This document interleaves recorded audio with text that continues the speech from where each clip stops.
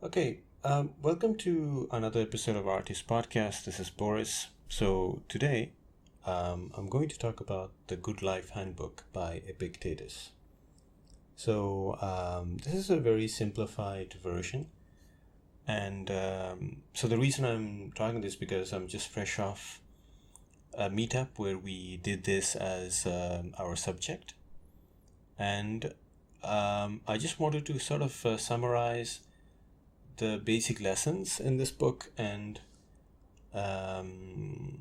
sort of give my opinion on it.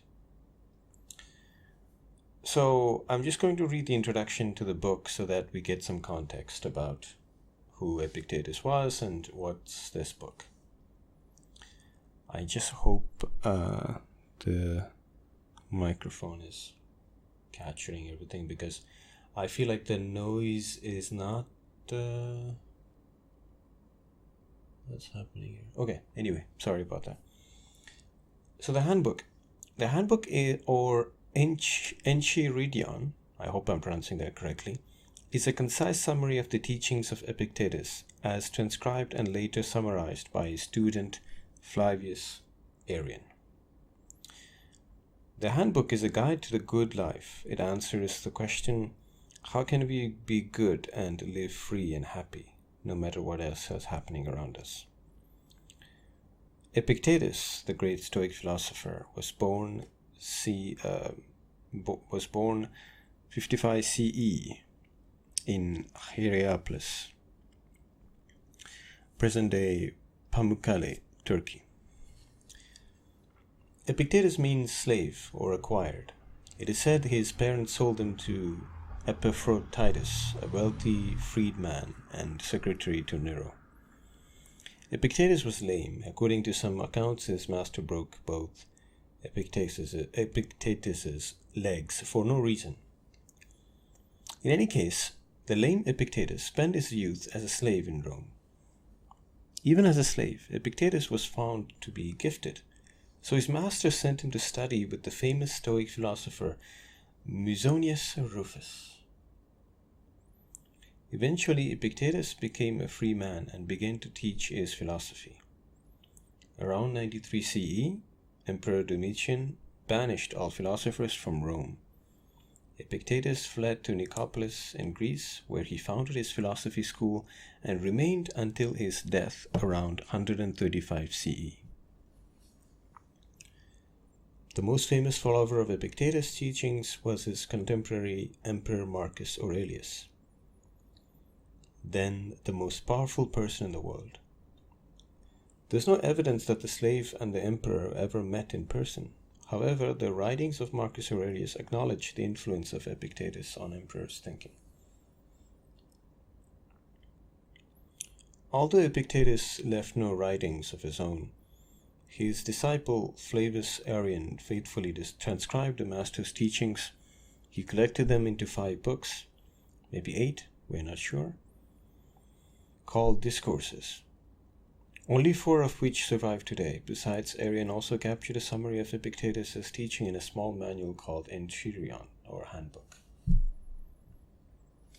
There are many versions of Enchiridion.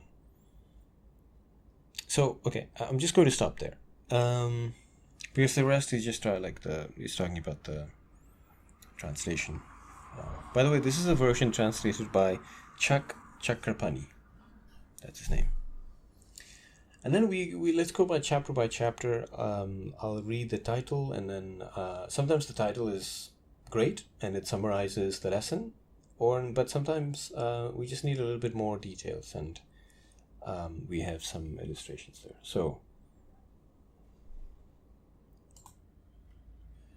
So chapter 1, understand what is under your control and what is not. So this is a very popular idea, and I think it's also, I don't know, I've learned about this idea from Seneca.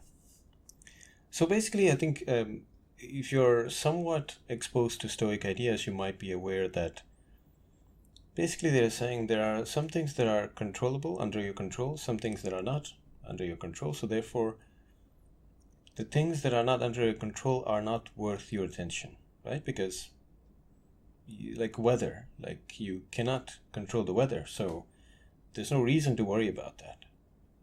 There's no reason to search for a reason to change that. Now, if you go really a little bit deeper, like I have some criticism on this, which is like, how do you distinguish between the things you control and the things you can't, right? Like, so, and I'm going to bring in a little bit like a political perspective. I follow the content on the online of let's say more right or center right leaning people, and then the leftist people, right, politically. And the narrative that I see, I mean, I'm oversimplifying this, but the right wing people are saying, if there's something wrong, you are responsible. Like, you should take the individual responsibility. And then the leftist people saying, actually, it's not true, because there are a lot of things that we say that it's you are individually responsible, but like, so for example, I mean, I will do this another podcast on this book that I've read, that I'm reading again to take notes, which is Mark Fisher's Capitalist Realism. And in this one, he, so Mark Fisher, the author who wrote the book Capitalist Realism, actually killed himself because of mental illness. And in the book, he dedicates some part to the mental illness and how the capitalist realism and capitalism as a system actually contributes to mental illness. And so, and he's basically saying, when there is a mental illness, people just say that, okay, this is due to chemical imbalance in the brain, but they don't really ask themselves, or they don't really explore where that chemical balance comes from. Yeah. So, and he actually takes some examples, and he even cites authors who have proven that there is a connection between the system that we are living in, the economic, the political system that we are living through, and our mental well-being. So now, to come back to Epictetus, I believe that, I mean, if you start with small things, yes, of course you can, like I said, like I gave the example of the weather, you can say that, okay, those are things that I cannot control. But if you take things like education, right, like education system, let's say you're a student and you don't like the way people teach it, but you don't know what to do about it, because you think that I can't do anything about that. I can't change this education system, right? But yes, I think you can still voice your dissatisfaction. You can voice your opinion about the education system in your country. That's what I'm saying. Like, how do you, but at the same time, like if you take a task so big as changing the education system for better, you're not going to accomplish that in your lifetime, probably, right? So I'm just checking if the Clubhouse is still recording. Yes, we're still live. Anyway. Okay, so yeah, so he's basically saying understand what is under your control, right, and what is not, and make sure that you give the attention to what you can control. So, and the chapters are very small, like chapter 2, avoid only things under your control. So quote, chapter 2, instead of showing dislike for what you cannot control, direct your dislike to things that are under your control but are contrary to your nature. And this idea of being one with the nature, following the nature's ways, it's very connected with, it's at the core of Stoic philosophy.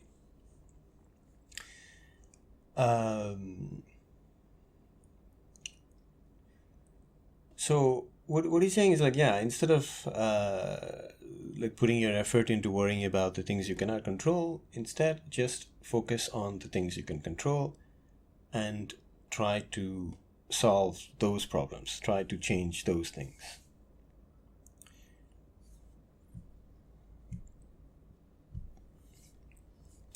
Chapter 3. Remind yourself of the nature of things. This is a really good one. So basically, he's talking about objects, but also about people. When you buy a new object, yes, you might be happy, you might be proud of the choice you made. Maybe you got it for a really great price, like really great deal. But you have to be aware that as an object, it will break at some point, or it will be lost, or you will, and same with people.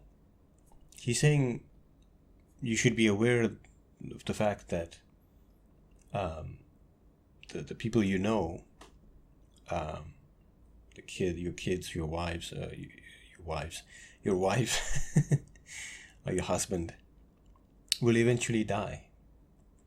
And so that's what he means by like reminding of the nature of things. Just don't fool yourself. Just know what you are getting into. Chapter 4. Remember, things can go wrong. Quote. Whenever you plan on doing something mentally, rehearse what can happen. End of quote. I mean, yes, I guess what he's saying is that, which again, a lot of the things are connected and sometimes even repeated in other chapters. So he's basically saying, like, think of the consequences. And also expect the worst, because even if you're going, and he takes the example of like going to the swimming pool, right? People will splash and push, and people might even steal your stuff. So he's just saying, again, to connect back to the previous chapter, that's the nature of people. So be aware of the nature. So we're going to continue with chapter 5. I'm recording this later, so my voice might be different. Chapter 5 is, it's called It's Your Judgments That Disturb You.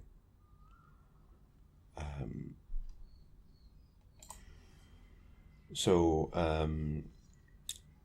here's the quote from that chapter. And by the way, these are small chapters, and actually you can read this book in one sitting. So, quote, events don't disturb people. The way they think about events does. And then it goes on to say, you're wise when you stop blaming yourself or others. So this is a bit of, so this is absolutely true, because I think you might have heard this from other philosophers, you might have heard this from other places. It's not the event themselves, it's like your perspective about the event. Whether it's making you feel good or bad, you have to be aware that you are feeling good because of your opinion about this event. You're feeling bad because of your opinion about this event, and so on. Now, of course, people will say, okay, but come on, like natural catastrophe, like dictatorship, like as I'm recording this, the Taliban is taking over Afghanistan, like those things. Like, do you think you can actually have a positive view on those events? Of course, like no, like I mean the but in most cases, like let's face it, like from his perspective, because you have to put it in the context, like he was lame, which means his master broke his legs, and he probably, I'm sure, he didn't go to war. So, and he couldn't really, he didn't really face these dangers. But I mean, if you're listening to this and you're probably in a country safe enough where you can listen to things and you can actually think about these things, right? And, but the other thing is that I have friends who are depressed. Like they go see therapist. And when they tell me some problems they have or some problems that they are worried about that hasn't happened yet, and I tell them this, like, it's not the thing. It's your way of looking at the thing that worries you. So just be aware of that, and don't. I mean, that's the thing, right? You can't say to someone, "Don't think about it," because that's what they'll think about.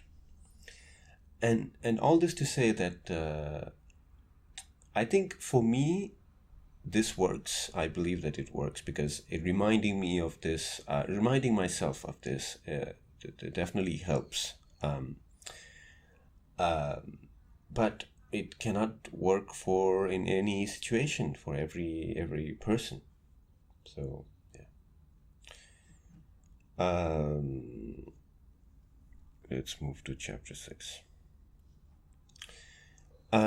Chapter 6, it's basically he's saying, don't be proud of what you own. You are not what you own. That's is the title of the chapter, which reminds me of if you are a movie fan, I haven't read the book, but you might remember the line from the Tyler Durden, the character played by Brad Pitt in Fight Club. Well, he doesn't say it that way. He says, like, the things you own end up owning you. A kind of similar idea. So yeah, he's saying don't be attached to material things, right? And he even talks about, like, don't get attached to the people you're in a relationship with, which, again, we talked about this in our discussion about this book, because to remind you, so this was part of our discussion for the literary group, meetup group that we have in Bangkok. And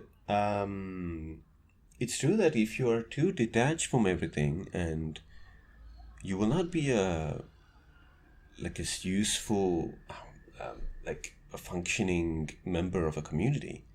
Because how can you care about people if you're so detached that you don't really feel it affecting you, you know? And the next one also kind of connects with this, chapter 7. Always be prepared to leave everything. And I think there's a Buddhist influence, I think, but I don't know if they were exposed to those ideas at the time. So he says something like, so one of the members of our group said that, yeah, it just means that basically be prepared to die at any time. The things we have are temporary. So when he gives the analogy in the book, Epictetus gives the analogy of like when the ship stops at somewhere in the beach, and you go there and collect shells, seashells, and so on. You have to, when they call you back to the ship, you have to drop those and come back. Which means, like, don't hold on to those things. Again, that connects to the previous point, right? Chapter 8, again, we had we don't really agree on this, but it says, welcome, what will be is the title of the chapter 8. And basically the quote is, welcome whatever happens, which is like, I understand, again, it's just wording, but if you say accept whatever happens, I think well, you can accept something that happens as reality, right? But accepting it as something fair is another thing. Like we talked about the Taliban situation in Afghanistan, and you cannot just be like welcome whatever happens, and now there are like, I live in Thailand, and here people are protesting to get real democracy, and that's a really good way, and it's definitely a good step into progress, and it's if people just said like welcome, okay, let the government do, let everyone do whatever they want and just welcome whatever happens. Well, you can't do that. Like, so I disagree with this.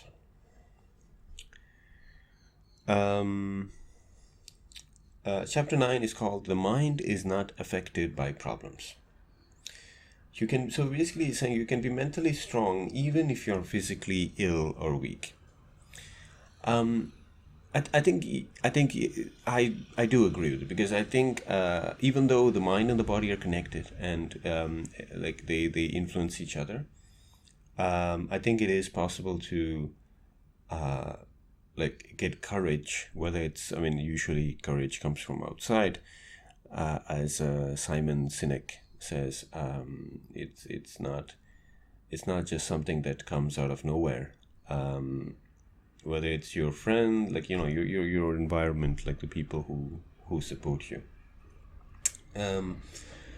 But you can sort of give yourself some comfort, like mentally, right? Like, and especially now in this period where people are afraid of catching COVID and so on. And I even had friends who had COVID, and like all of them recovered, which is good.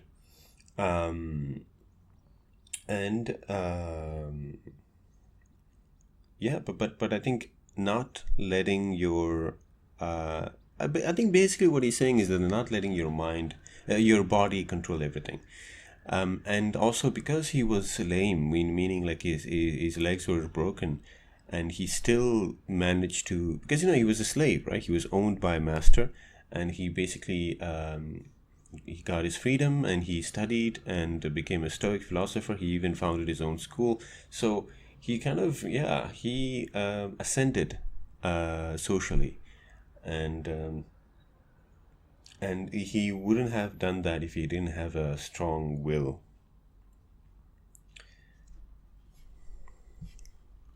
Chapter 10 is something that I really love, is you have the resources to cope with any challenge.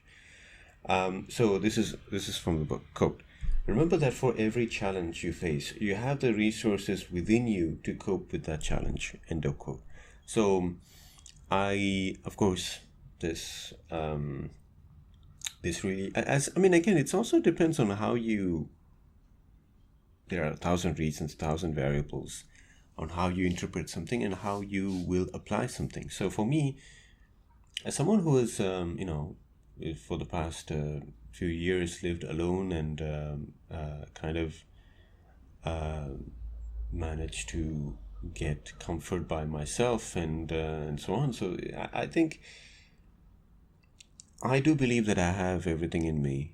And sometimes these are things that kind of you remind yourself, and this is a really good book to do that. And I had a point during the discussion where I said, like, this is like, these ideas are so common now that sometimes it might feel like very obvious or related to common sense.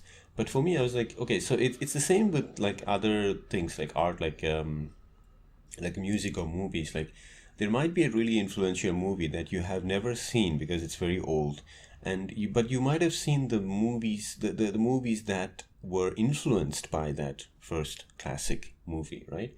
And then when you go back and watch the movie that influenced all of the movies that you've been exposed to, And you go and you watch that and you're like, yeah, but it's not very impressive because I've seen these things. Yeah, because you've seen these things because they've been influencing movies for many years.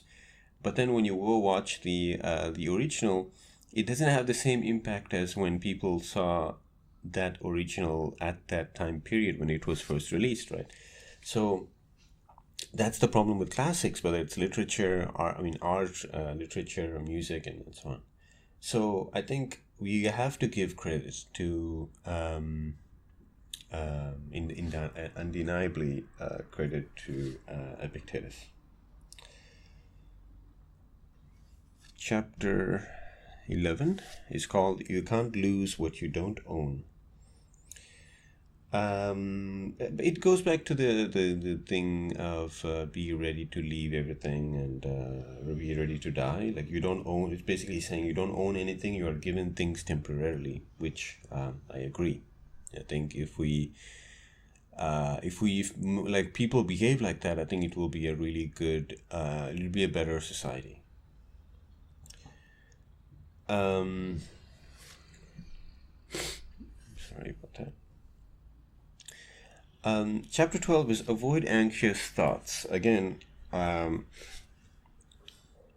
if you just tell someone that, I don't know if it will really help, but so there's a quote in here. He says, "What you lose is what you pay for your peace of mind," and which is connected to another chapter where he will say, "Everything has a price." So, what I was going to say was that, like, he's saying like he's better to be hungry than being anxious. Yes, but it's and I do agree with that because hunger is a easier problem to solve than anxiety.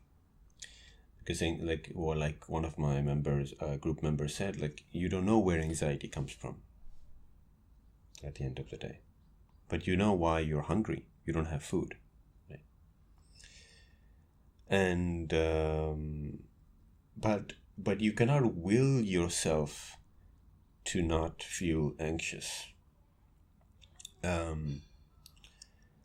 Because sometimes it can have the opposite effect. Because so that's another book that I'm going to talk about here in this podcast in the future, which is the subtle art of not giving a fuck. And in that, he says like constantly trying to be happy will actually make you sad and depressed. So, and yeah. I just want to say like, and as I'm recording this, this is like it's 7 almost 7:40 in the morning here in Bangkok, and it's kind of a nice morning, nice Sunday morning. I think I should do more recording at this time, but my voice is not fit for it because I think I still have the morning voice, and I apologize for that if it's not very clear, but I'm trying to be as clear as possible.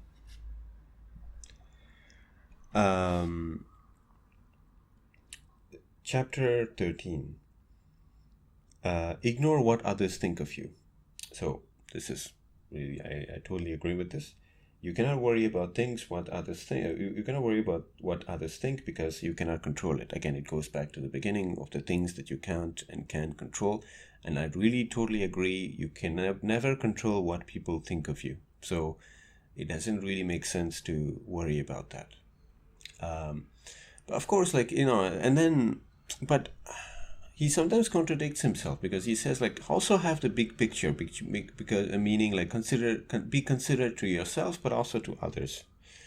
So there I'm like, okay, so it's not that easy because I can't stop from caring what others think. I'm really sensitive to that. Like I sometimes stress over what other people think. Not like to a point where I'm like depressed or whatever, but it happens, like especially if I'm in a social gathering, like like when I go have, and I'm really aware of what I'm saying. I'm really careful about not upsetting people. Less now, because I think if someone is really saying something stupid and nobody's saying to contradict that, I mean, of course I'll step in, but I try to limit that as much as possible. I think in general, I think it's especially as a creative person, someone who draws and creates stories with drawings, comic book form. I do think it's very important because there's another chapter in the future that I'll talk about. It's like where he says, like, don't let other people stop you from doing what you feel is right.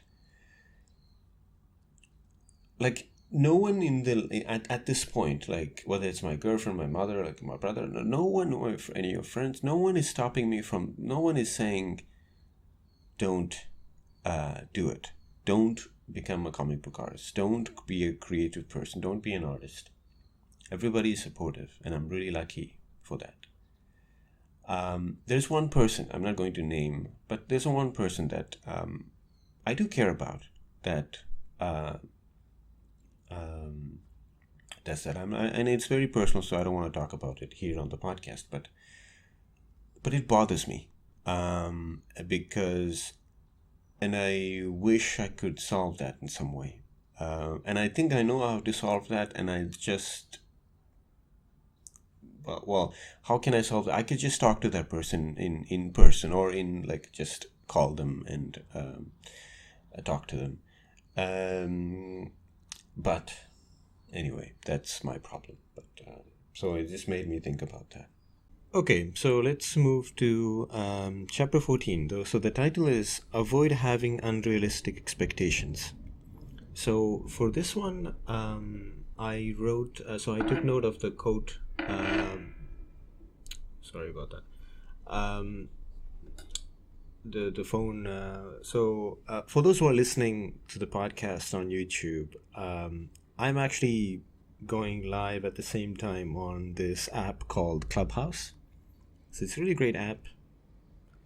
I don't know how it's going to go, but supposedly you can start a conversation and people can join in and listen or participate, which I thought it was a great way to have conversations.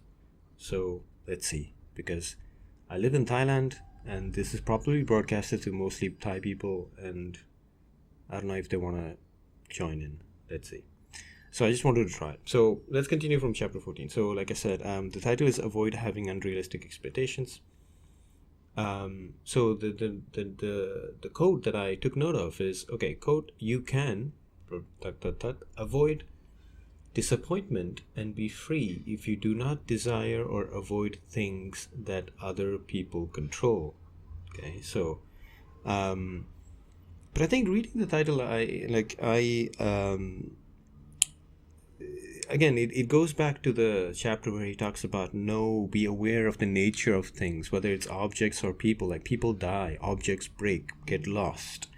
So you need to keep that in mind. So, and he's saying, like, so if you do not get attached to those things, you'll have a peaceful life. So that's my interpretation there. Let's move on to chapter 15.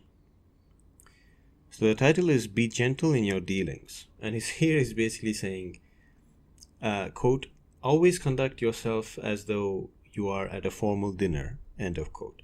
So I think this, I mean, again, he's talking about manners and not being, because I think he was living in Rome, right? And he was a slave, and he saw probably the rich people with a lot of money just delving in excess. And so he just was saying, and he probably saw what effect it had on them. And he was like, yeah, so just be moderate about whatever you're consuming, and do not indulge in everything.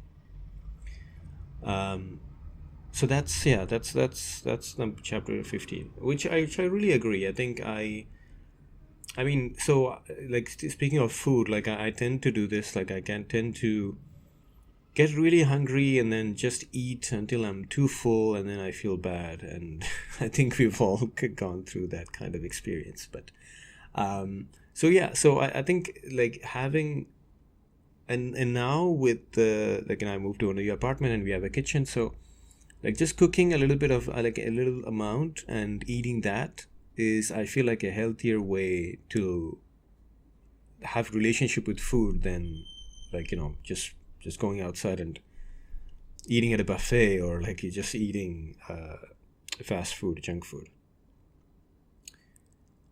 a lot, right? So okay, let's go to chapter 16. So the title is Be Compassionate. And, well, I didn't take any notes here. I just put like that, be compassionate. It's in itself a good lesson to remember.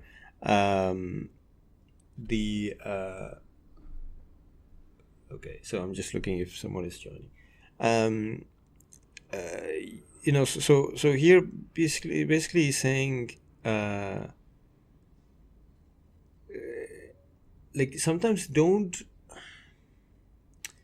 He's saying like be compassionate, and even that have some measure, because like someone must have lost the someone, and this is one of the things that I think we had a discussion in the group about the meetup, is that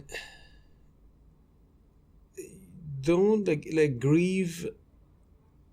I mean, I'm just going to be honest. Like I think it was a bit confusing, this part. So he's saying basically being compassionate, but don't try too much to put yourself in their shoes, which I don't know what he's talking about. So is he saying be compassionate? But then this is like one critique of stoicism that was raised during the group discussion in the meetup, which was, well, if you are constantly just being detached from everything, then you're just living, you're not being an active member of society, you're not being a contributing member of a community. And how can you help other people if you don't really care about other people, and if you don't really identify yourself with other people, So, and I think like that is, I understand that there are things that you need to be careful. Like, so let me read you the whole passage for chapter 16. So the title is Be Compassionate.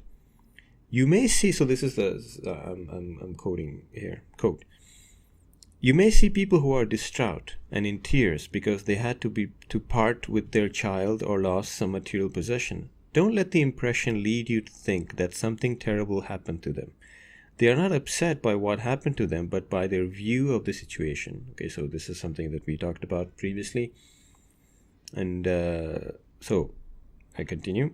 However, be careful not to allow disdain for their grief. Show them sympathy, use comforting words, and even share their misery outwardly. But make sure what you do not inwardly grieve with them. So he's basically saying, like, show outwardly that you care, or you're like you're sad, but inwardly don't really care. And this is what psychopaths do, right? So the last part I don't really agree, but the first part is basically referring to the first or second chapter, which is like, it's not the events that make you happy or upset you, it's your reaction to the events that like make you feel so. Let's move on to chapter 17. So that the chapter 17 is called Think of Yourself as an Actor. So here is basically saying the idea that you're only playing a role like an actor. Because of that, make sure that you do that responsibly. He's basically saying, like, but I think this is related to his belief, his faith, like his belief in gods, and that the gods are probably the directors who are giving you roles, and you have to play them. And play them in a good way, not do it in a way that, like, so he's basically saying like, find your role or your purpose or your vocation and stick to it, which I agree, because I think for me again, this is, I think, what my artist podcasts are based on, and even the art magazine that I created called BKK and Zine with friends is dedicated to, which is we want to motivate and encourage people to do what they love. Because if you find that vocation, do that vocation, because you will be better off and have a better life doing that than anything else.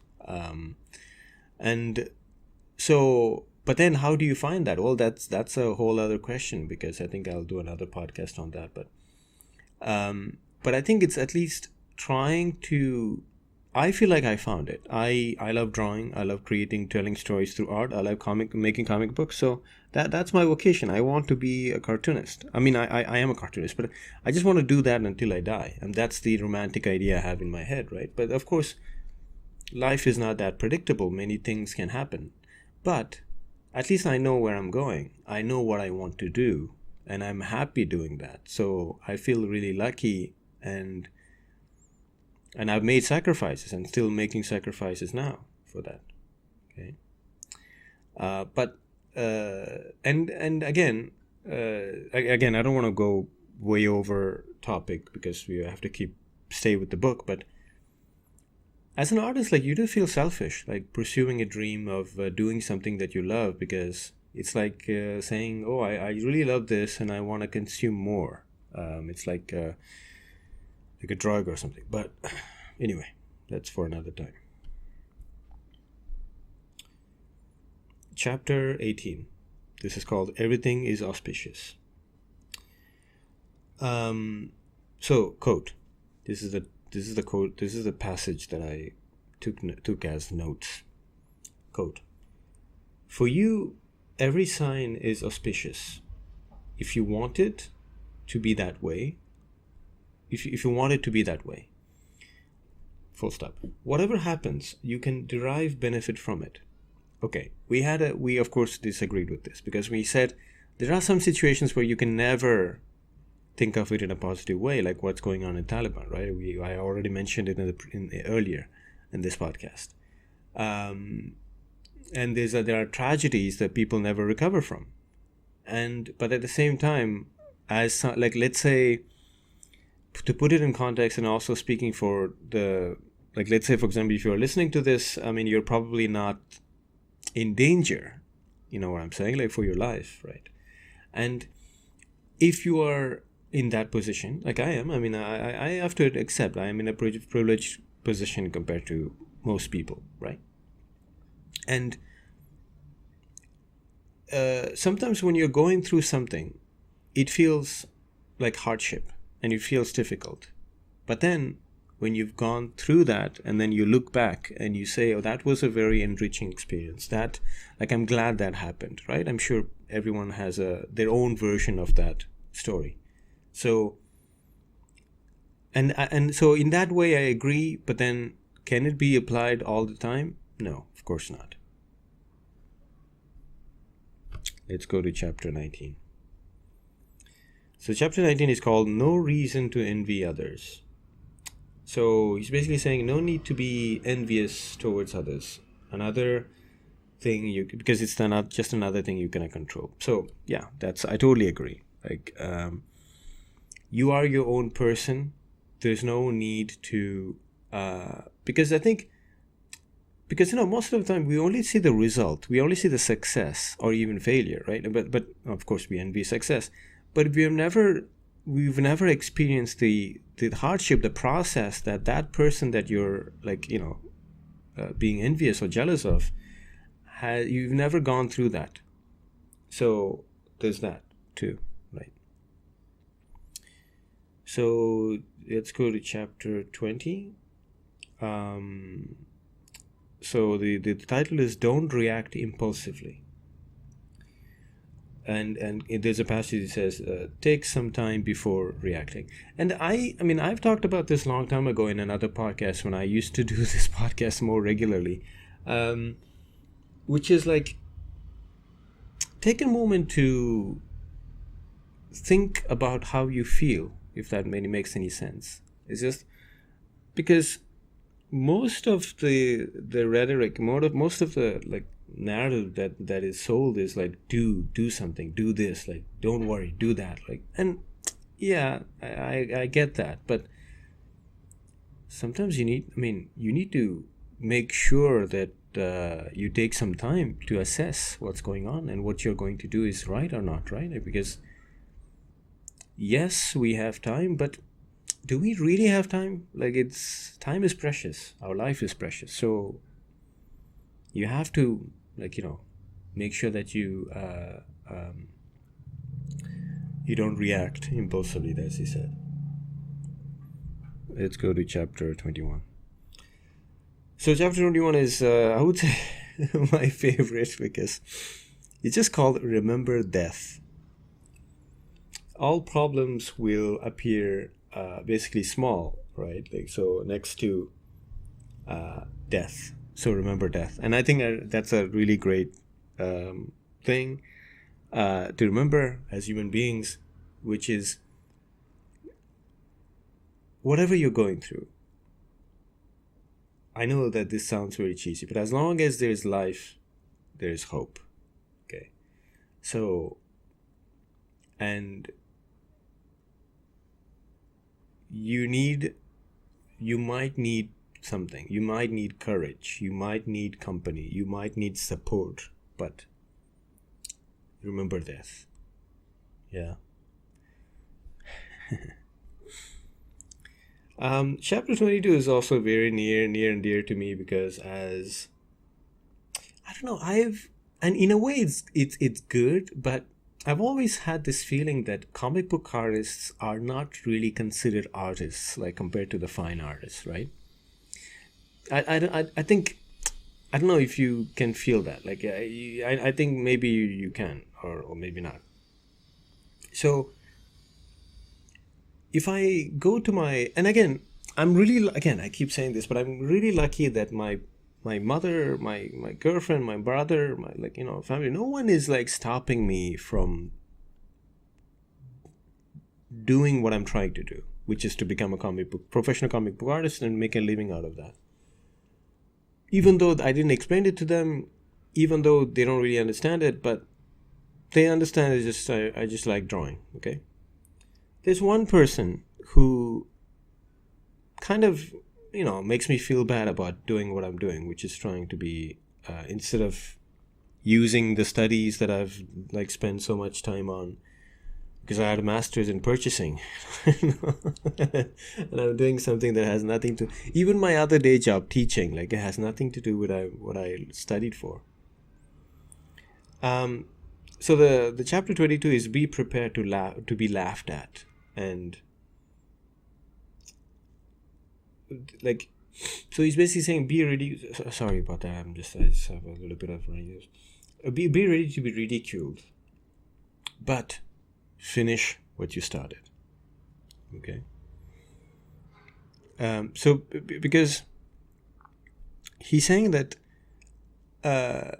so, quote, however, if you let others influence you to give up what you started, you will be ridiculed twice. Firstly, for following those principles, and secondly, for giving them up. And I think, again, to kind of relate it to the author, Epictetus, who was a slave at the time, who has probably heard this many times in his life from other noblemen, or whatever, how they call in Rome. The rich people was like, he was probably giving this advice and these principles, these values to people, and they were like, what do you know? You're a slave. Like, why are you lecturing me? Kind of thing. Like, and also, even being like if you declared himself as a philosopher, people might be like, philosophy? Like, what? How? Why is that useful? Because, like, I'm a farmer. I feed people. Like, go do something useful, right? So, again, you have to be ready to be ridiculed, and I totally agree. Let's go to chapter 23. The title is Don't Seek Outside Approval. So again, it's good, because sometimes he contradicts. You have to be honest about that. But sometimes, he's building a very coherent argument there. So when he was talking about don't let others influence you, so much so you would stop what you have started. But don't seek outside approval. Which so this is a quote from. I think I can read the whole thing. Quote, you compromise your integrity when you seek outside approval. Be satisfied that you live up to your own rational principles. End of quote. And I think that is also a really great lesson. But you do need some discussion. You do need to be criticized. You need to be called out on things, because you can't just make up principles and rules for yourself. Because you're not living alone, sorry. You are living in a society with other people. Okay?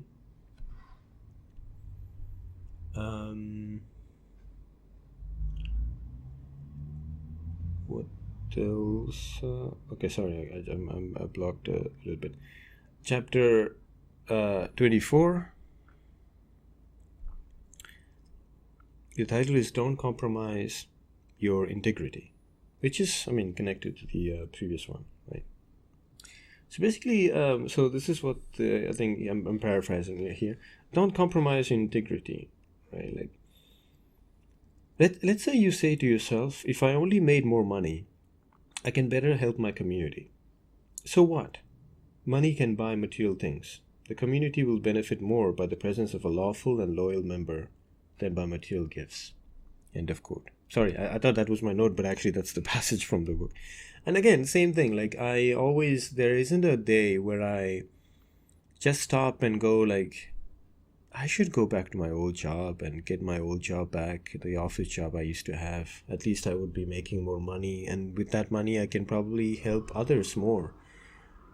But that's not who I am. And I remember I had that money and I didn't help people. I was just so unhappy that I was spending money on stupid shit. Sorry to say that, but it's true. And then now when I'm doing something, I'm earning 4 times less. To be completely honest, I'm earning 4 times less than I used to earn. In the same country, I was living in Bangkok. I used to earn 4 times more. And I couldn't save. I wasn't saving money. I was just spending on really stupid things. Now I'm earning 4 times less, but I'm still able to save money, and I'm sending money more to my mother and helping her more than I ever did. And I think that's what I mean. Like, it's difficult to explain. It's like meditation. Like, you can't, like, I hate when people go in on and explain the benefits of meditation. Like, you just let people figure it out by themselves. Just like art therapy. I hate art therapy. I'm sorry, this is just a rant on the side, but I don't want people to tell me what the benefits are of drawing. I just want you to find out by yourself, because it's a personal experience. It's very intimate. And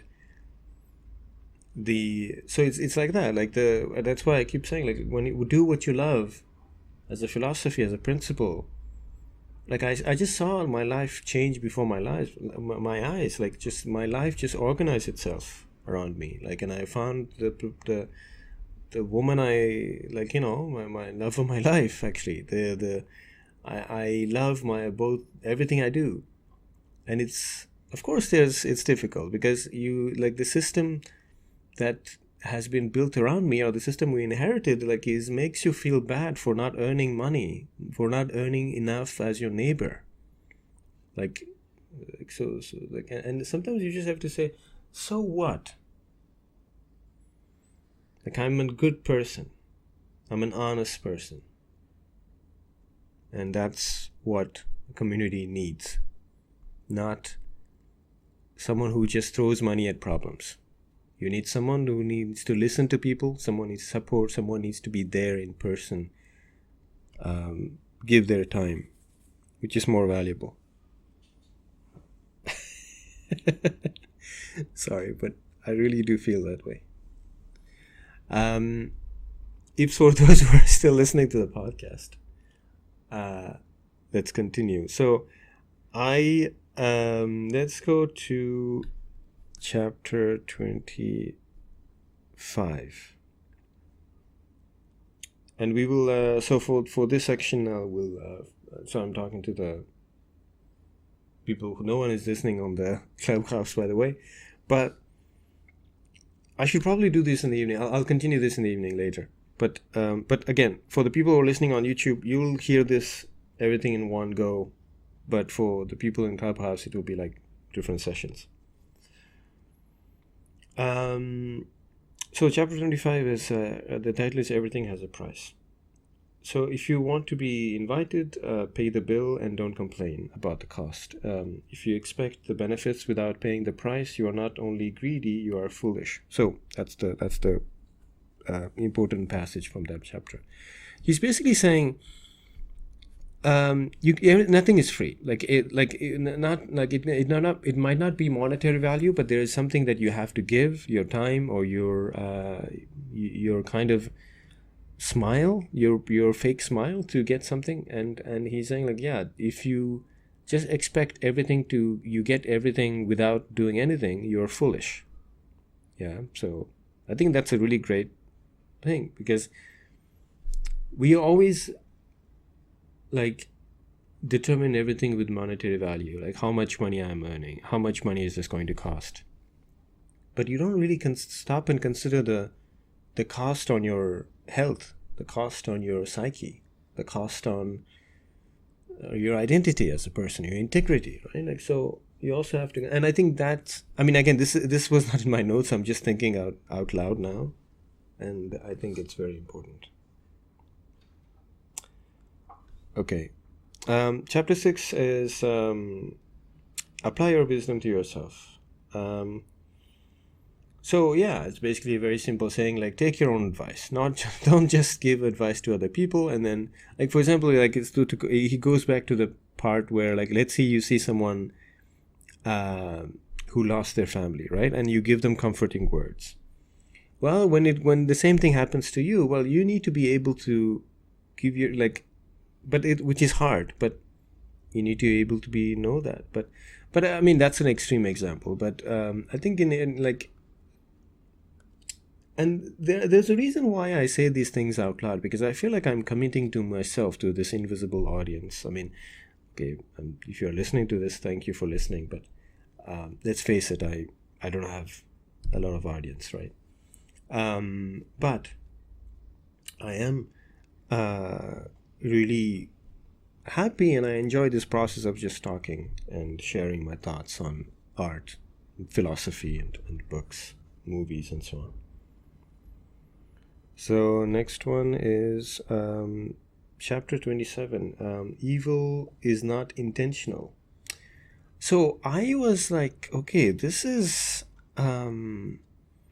if we take the title, there are other translations that, and people, please comment if you're listening to this and you see another interpretation. But I didn't really quite understand this, to be honest. So I'm just going to go to the next chapter. But on the title of evil is not intentional, I don't agree. Like, people are, some people are just plain evil. Well, okay, you might say, okay, they are doing that for a reason. So that means if they're doing that for a reason, it's not on them, it's on whatever the reason is, whatever the environment they grew up in, and so on and so on. But, okay, let's take an example, right? Like, let's say one person killed someone, and that person came out of prison, okay? Well, that doesn't mean everybody who comes out of prisons will kill someone. You know what I'm saying? So is there something specific about that person that was not, that person was not aware of, that person didn't deal with? A problem, a very fundamental problem that as a person, that person didn't solve, if that makes any sense. So not solving your problems and letting it build up and eventually explode into something or onto someone is evil for me. And I think when I'm talking to others, I'm talking to myself, to sort of follow the advice from the previous chapter.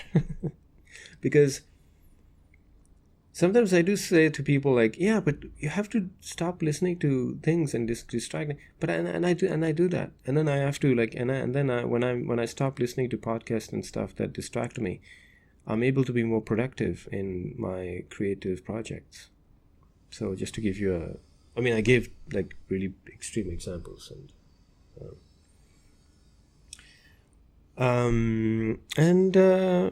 chapter 28, which is don't let others influence you. Again, we already talked about this, and it's not a new idea that he's talking about here, but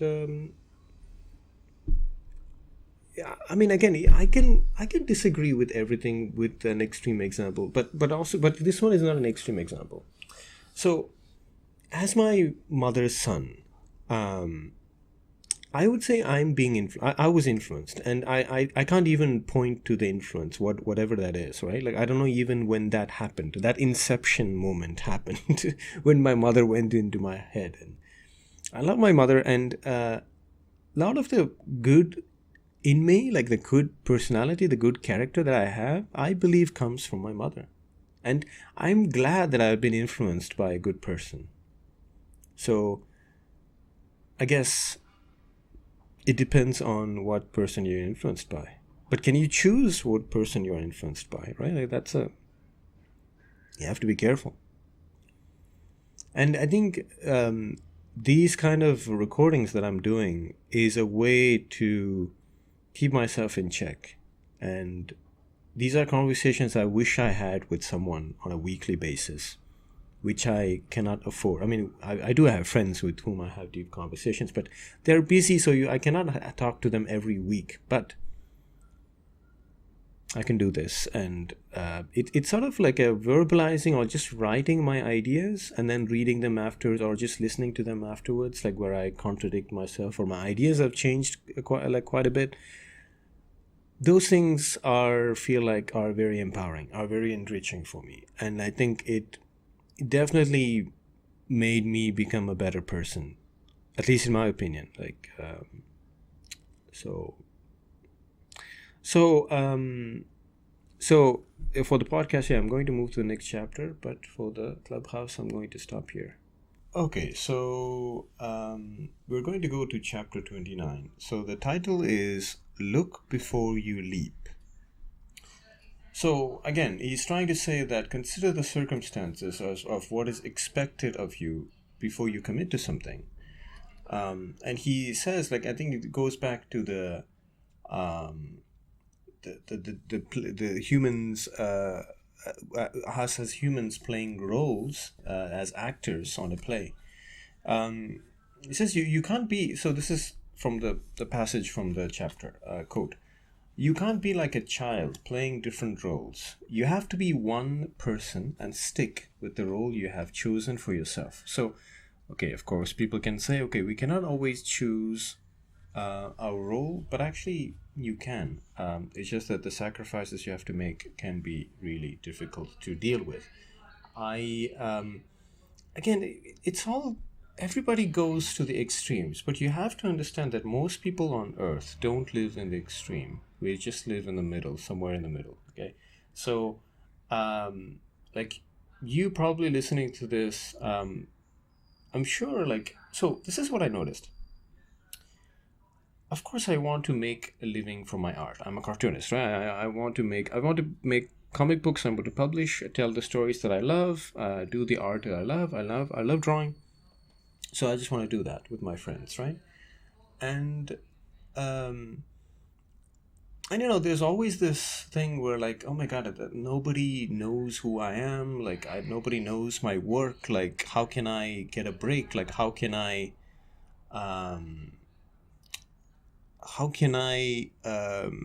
get recognized and actually get a step closer to realizing my dream? Because for the past 3 years I've been trying to get a book published, and nothing is happening, right? So but then there will be moments where I'll be really pushed to a point where, for example, I lose students, and I'll try to get private students. And whenever I try just a little bit harder, just a little bit more, put a little bit more thought into it and time into it, there's always a change. There's always some opportunity that shows up. So, and all this to say, again, this is not related to but just like just trying different things and keeping at it, you can achieve what you want. Now, it really depends. Okay, if you are, you have to also, in a way, compromise what is success for you. Because me, as someone who wants to be a comic book artist, I cannot, like, my goal to be successful, or like, oh, let's just for quantitative sake, let's say I cannot expect to be paid like $1 million per month for drawing comics, right? But that's not like realistic as expectation. So okay, if I get paid $2,000 per month, that's amazing. Like, that's, I could live with that. I could live, I could, like, feed my family and so on. Although, like, we're just two here, but we don't have a family yet. But of course, I want to have kids at some point, and I have to think about all that. Anyway, but to come back to the thing is that I really believe that you can choose your role.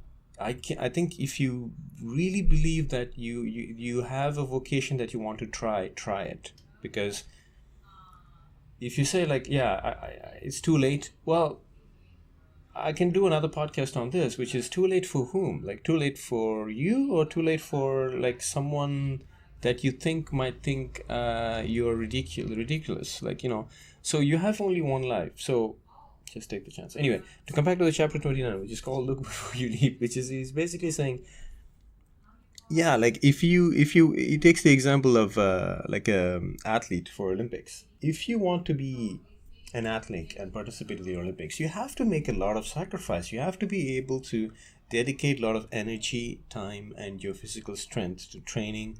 And you cannot eat things that you want. You have to have a strict diet, and so on. So so yeah, that's I really agree with that. So let's move on to chapter 30.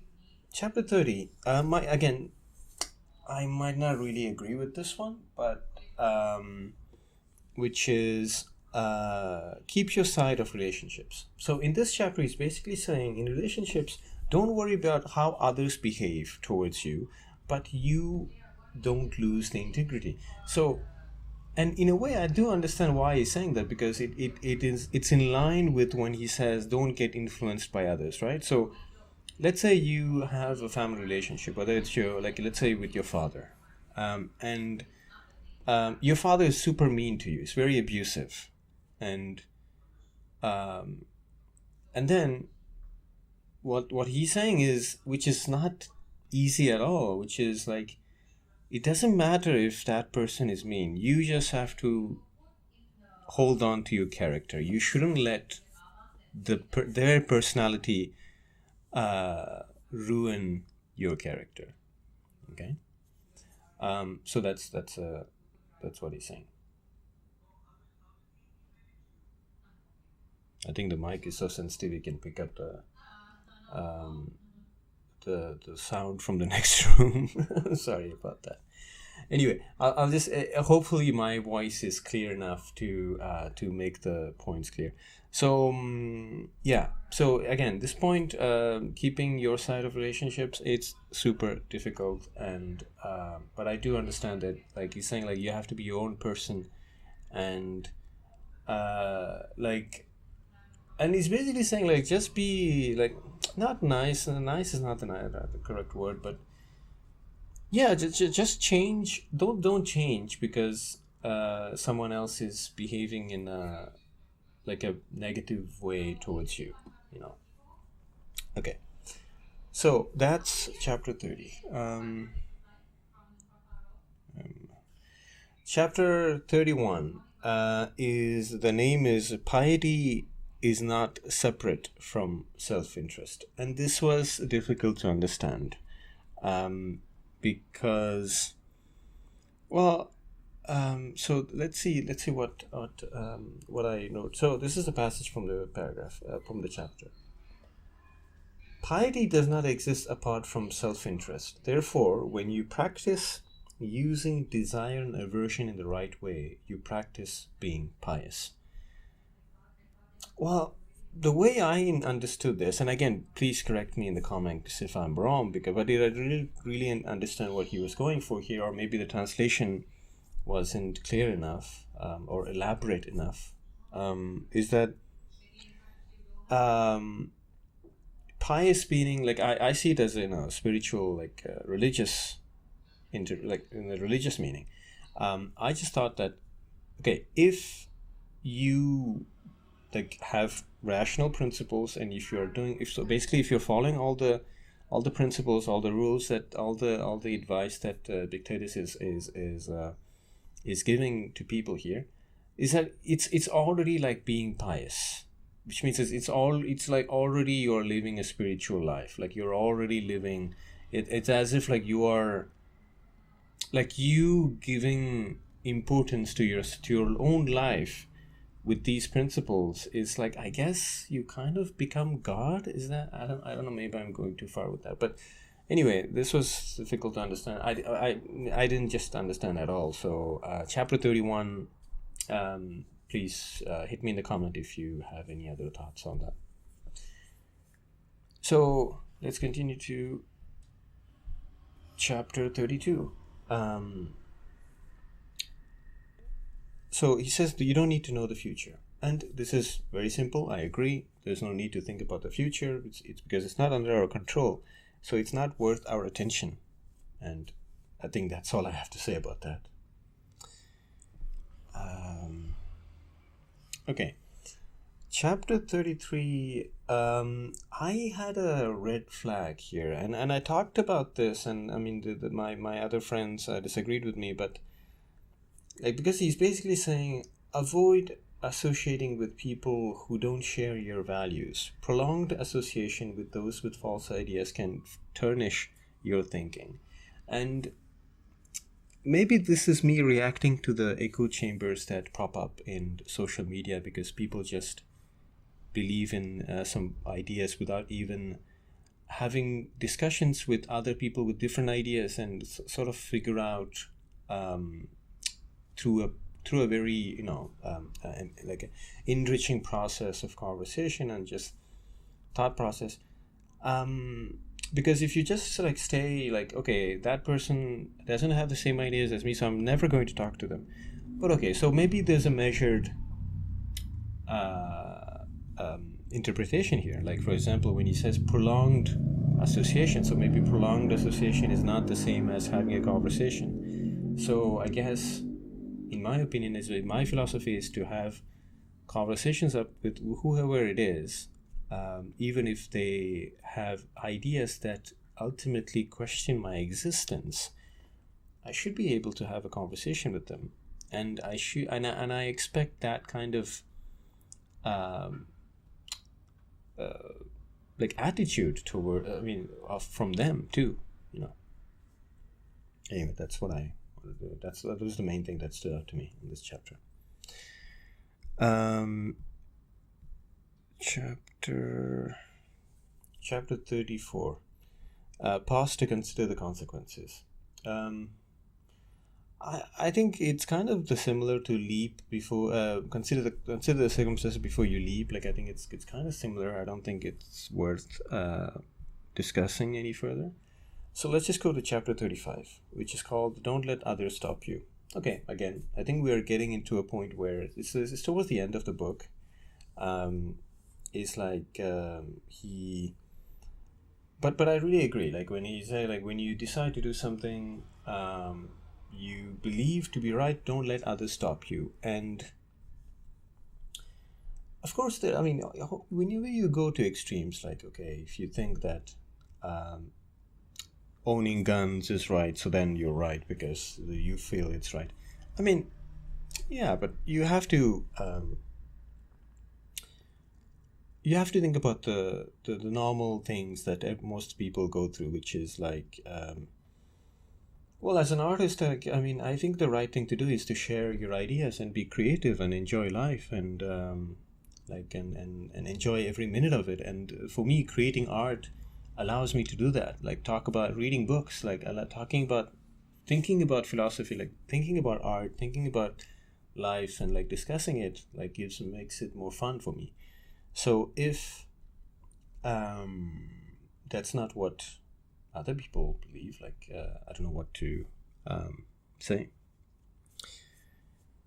So that's don't let this other steps. So chapter 35. Chapter 36 is consider the big picture. That's the title, and he's basically saying. So this is a passage from the chapter. Quote: "Be considerate of yourself, but also of others." End of quote. So yeah, he's basically saying. I mean, I think it's kind of like a remedy to the extremely stoic, extremely detached, like because probably he also thought about that. Like, I mean, if you're, of course, you have to understand the nature of things. Like, people will die, so you don't have to get too attached to them. But at the same time, you need to consider their feelings too, so that you're not a complete psychopath, I guess. So this, even though these things were not actually identified, right? But I think that's his way of remedying for that. So, and I totally agree. Chapter 7. Oh, so sorry. One, and again, a lot of things are because you might say, like, okay, if I have to consider the others too, wouldn't I allow myself to be influenced by others, which is what he says we shouldn't?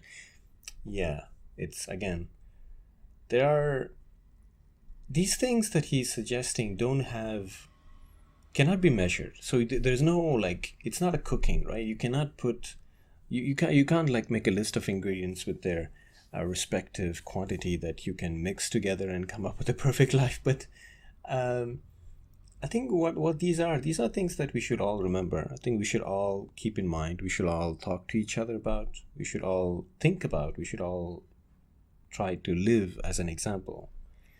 And hopefully, if you are honest with each other, at least with your loved ones, like your friends, and like if you're like trying to live as an example, and people can call you out when you're diverting from the right path, or if you're diverting from like a decent life, you should be able to reconsider and and it's a constant process. Like, you'll never achieve good life, and also if you spend too much time thinking about good life, you'll never live. Like, was it Albert Camus who said that?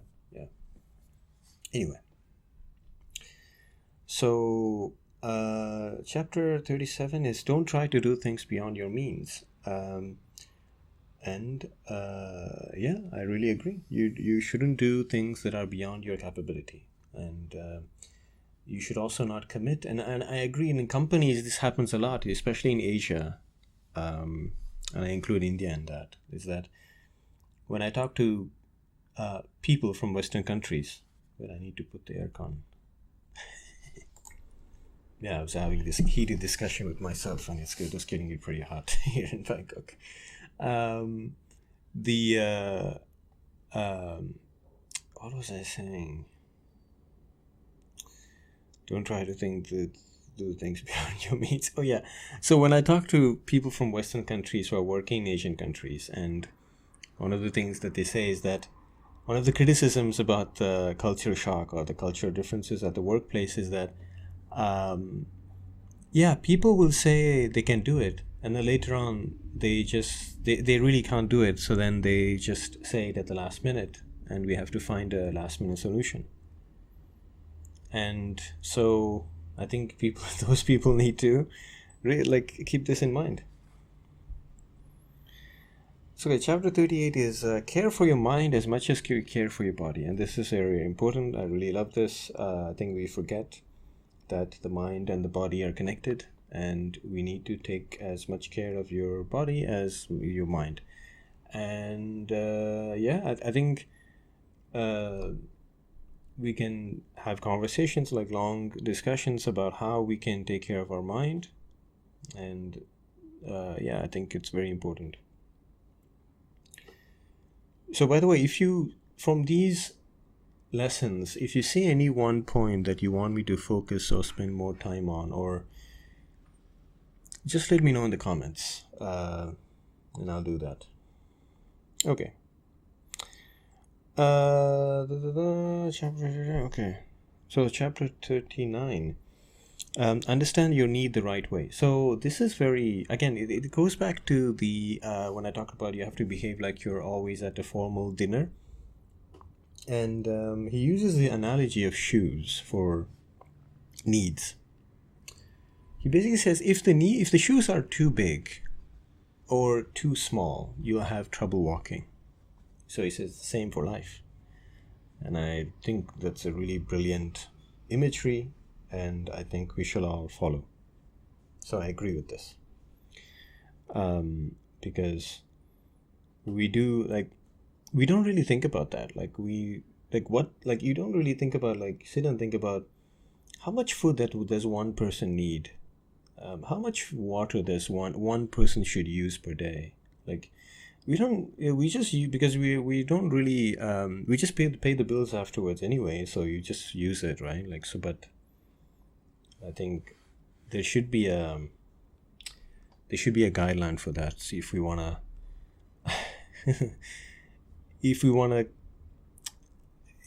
want to live a little bit longer on this planet with the way we do. So okay.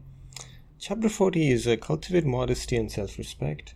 I didn't quite put anything, but he's basically saying this: just have some self-respect. He's taking the example of some girls.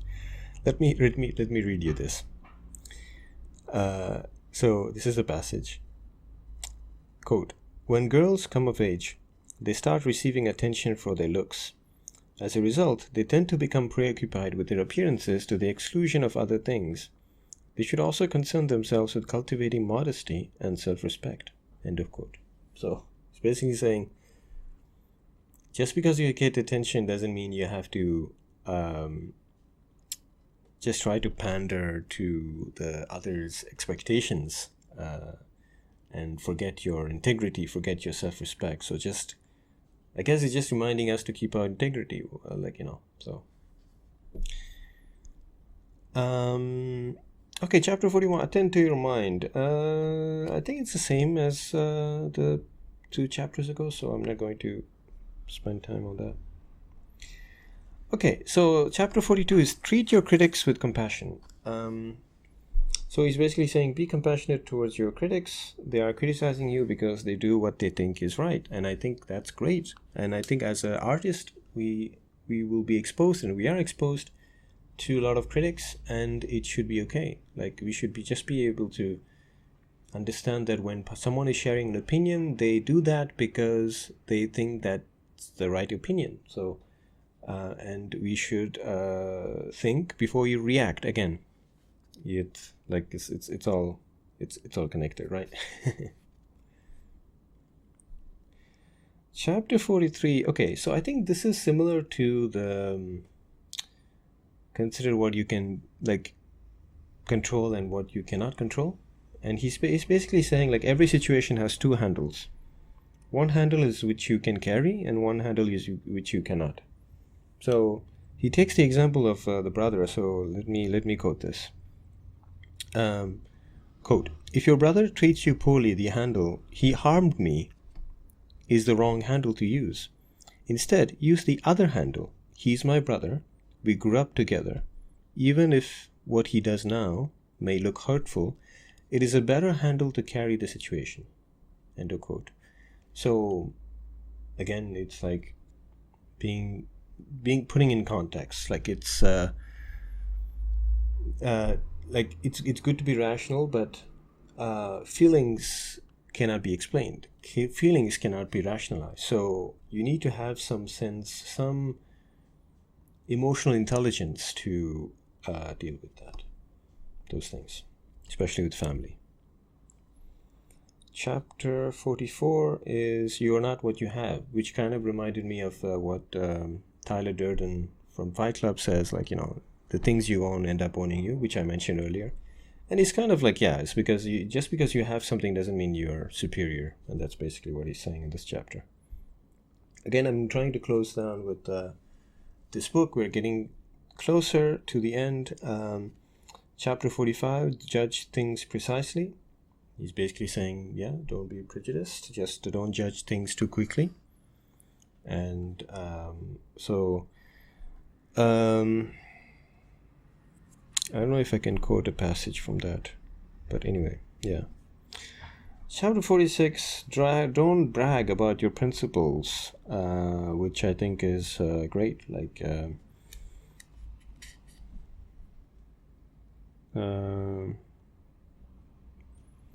okay, let me read this. I think this is interesting. So this is the whole chapter.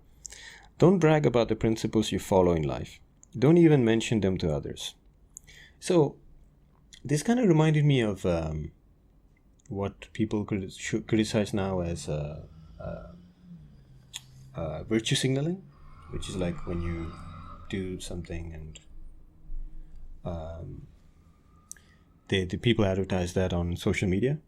And I had a discussion about this with a friend, and she was like, yeah, but I think it's, in a way, it's good, because if you see a person doing something positive, like donating or volunteering at somewhere, and you really like that friend, you appreciate that friend as a person, it will motivate you to do the same. So I think, in a way, okay, so he's saying don't brag, but so sharing what you're doing is not bragging, but it's just for comedians and people who are who don't do anything. It's just a way, it's like a defense mechanism to make fun of people who actually do things like that.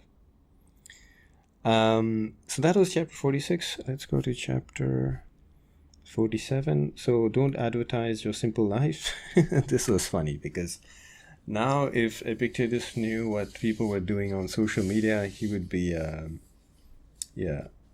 he would be like, oh, like, actually, I guess advertising has become like the normal situation.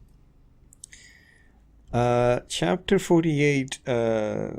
So help and harm come from you.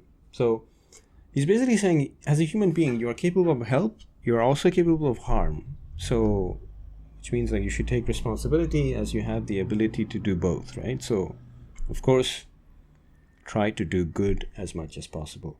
So much so, I think this is what Aristotle said. You should make doing good a habit, so much so it becomes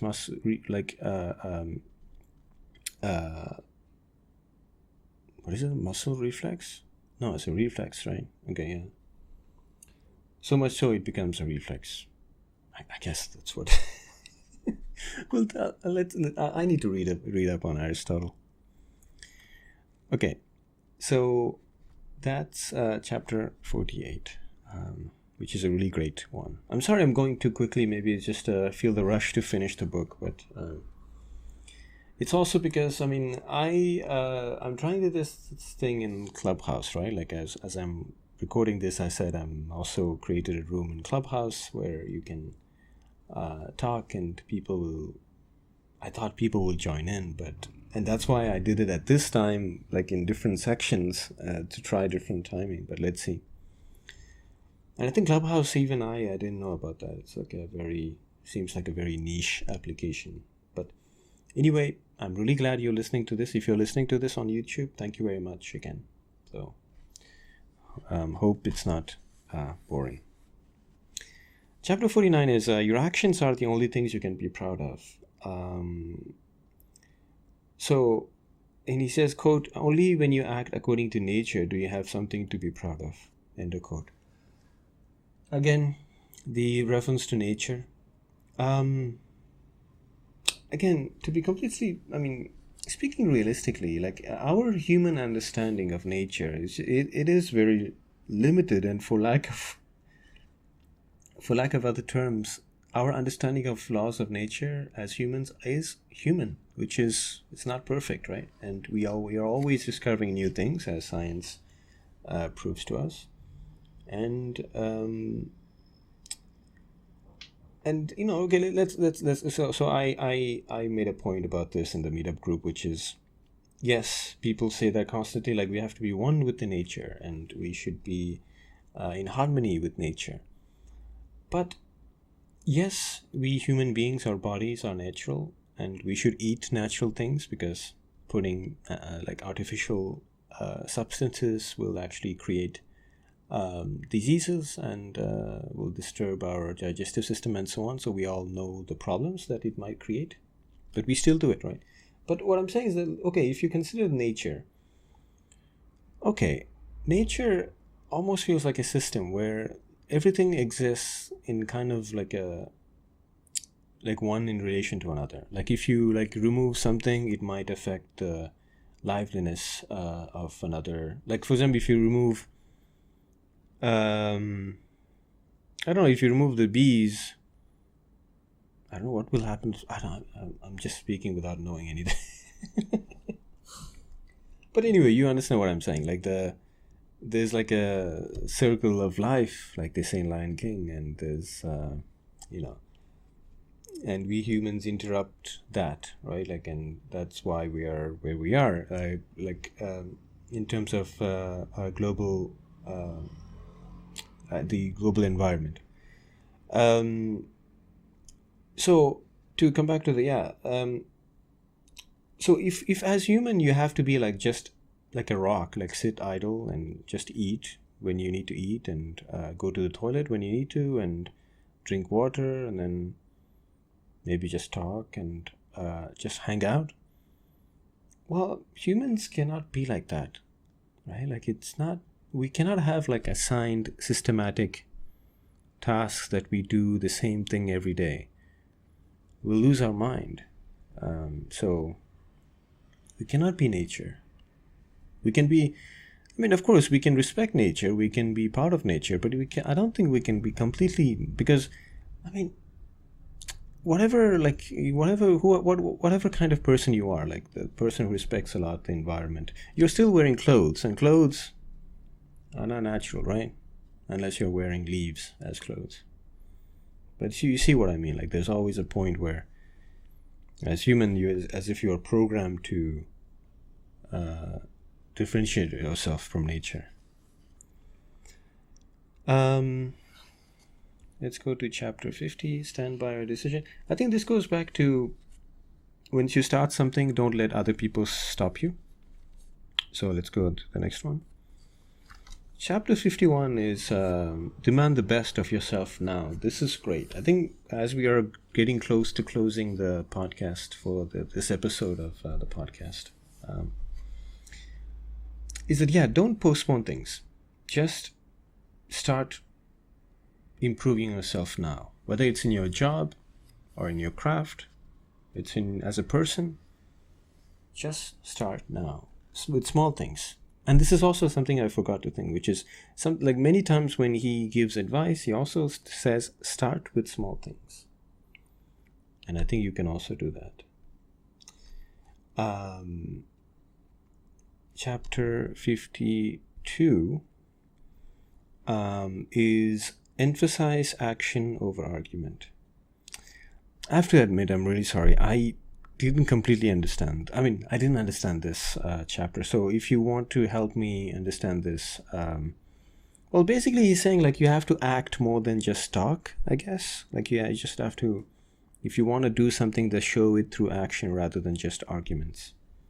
Which I totally agree, because everybody now on social media just shares posts about social issues and they just believe that they have done something, but actually no, you have not done anything. You just shared a post about some social issues. And then the last chapter, chapter 53, is a poem to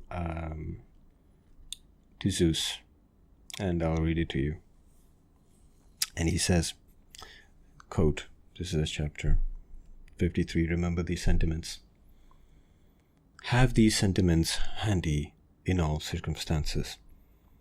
Lead me, Zeus, lead me, destiny, to the goal I was long ago assigned, and I will follow without hesitation. Even should I resist in a spirit of perversity, I will have to follow nonetheless. Whoever yields to necessity graciously, we account wise in God's ways. Dear Crito, if it pleases God, so be it. Anidas and Meletus can kill me, but they cannot harm me. End of quote. End of poem. And end of book. Thank you for enduring this. Thank you for listening this. I I wanted to do this. Like, sometimes you just think like, I have to do this, and then you just take notes, and you don't end up doing it because you just get caught up and you become lazy. Yeah, I'm really glad I did this, and I hope you enjoyed it. Thank you for listening to this podcast. This is Boris for. I was going to show the other channel. This is Boris for Artist Podcast. I'll see you next time. Please go to my website www.sketchmanboris.com, where you'll find all the projects that I'm doing, comics. I post sometimes blogs, and like even small pieces that I write. You can also read it there. So yeah, I hope to see you, and I hope you enjoyed it. Thank you. Bye.